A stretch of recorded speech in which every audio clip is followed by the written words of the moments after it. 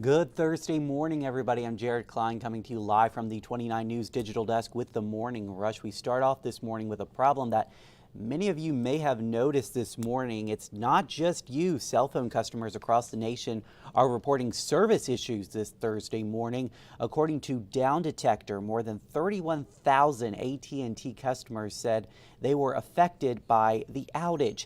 Verizon and T-Mobile customers have also reported some disruption. It's unclear exactly how many people have been impacted or what is leading to the outages.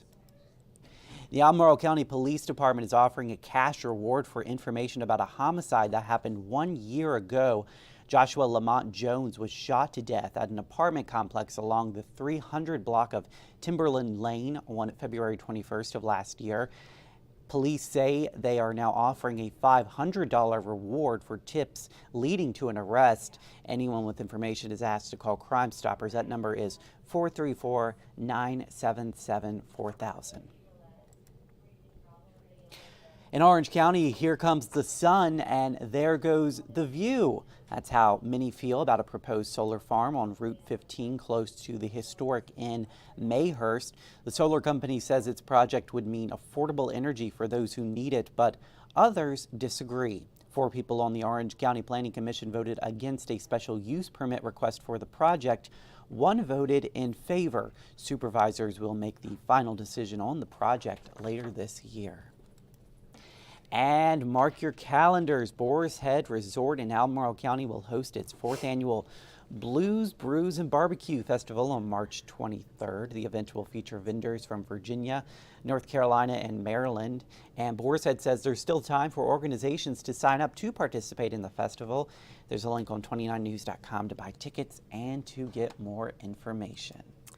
All right, so this to me is such a cool story. So a woman in Maine bought this 19th century dress at an antique store and discovered hidden in a pocket tucked under the bustle was this crumpled sheet of paper with just kind of random words. So Bismarck, omit, leafage, buck, and no one really knew what any of it was, like some sort of code.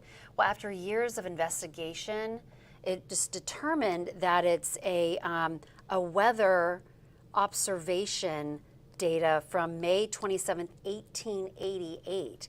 So Bismarck, it means that stands for the station name. So Bismarck, Dakota Territory, which is present-day North Dakota, and then like omit is like the air temperature, leafage is the dew point, and then buck is.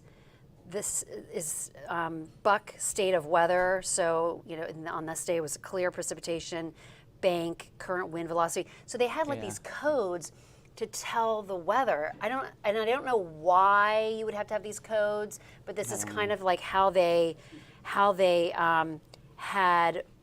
did weather observations back in 1888.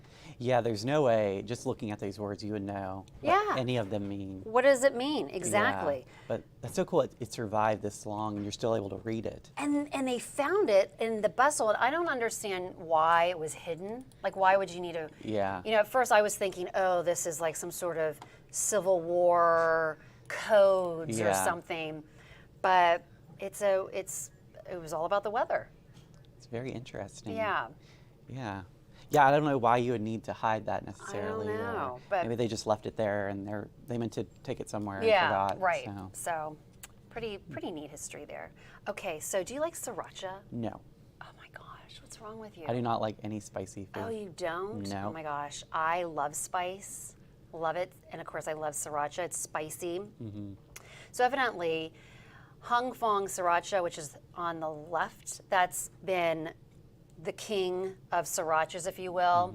Well, turns out there was a bitter battle between the company on the right, which is a farming company, a farm in California, and they would grow the peppers for Hung Fong. And then there was like this bitter battle. I guess it had to do with pricing.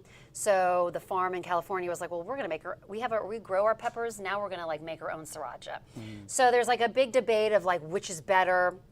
So the original one, the one on the left, it's thicker, I guess. So and then the one on the right is more of like a dip. it's a lot looser. One has more garlic notes. One, you can really, the peppers are the forefront. So it's just, and of course the taste testers are like, we can't decide which one we like best. They're both really good. But there, if you go to the grocery aisles, you know, before it was like one kind of sriracha, now there's like a bunch. I've never understood The spice. like wanting to have spice on you, like wanting to feel pain while you're eating, like. So I'm with you. If it's too hot, I like it to where it's hot enough, but you can still taste flavor. I've never been able to taste any flavor in any spice. No? It just hurts. Yeah, it just like, hurts. I don't know. I love I guess spice. I just don't have enough experience with it. Do you know instead of pepper, instead of salt, a lot of times I put cayenne pepper on my food. Oh, really? I love that little spice. Yeah. Anyway. Thank you. So I could not tell you which of those is better because I would just be running for a glass of water. Right. All right. And then just lastly, so we were talking about Thursday's date is an angel number, evidently 222. It's that, you know, repeating number sequence that's often used to guide deeper spiritual meanings. So this angel number has a creative and intuitive energy often related to interpersonal relationships. That's according to a cosmic numerologist. The appearance of 222 can signal a time of reflection, focusing on duality of situations and scenarios. And 2 energy is also associated with the moon. And that if you are seeing lots of 222, this may be a call to be more open and expressive and vulnerable.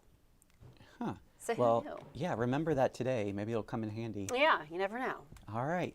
Let's take a look at that 7-day forecast. No 2s today in the forecast. We've got a high of 59, and then we're going to reach 63 by tomorrow. Cooling down a bit for the weekend, but warming right back up for next week with highs in the mid to upper 60s. Hope you guys have a great Thursday out there. We'll see you again on 29 News at noon.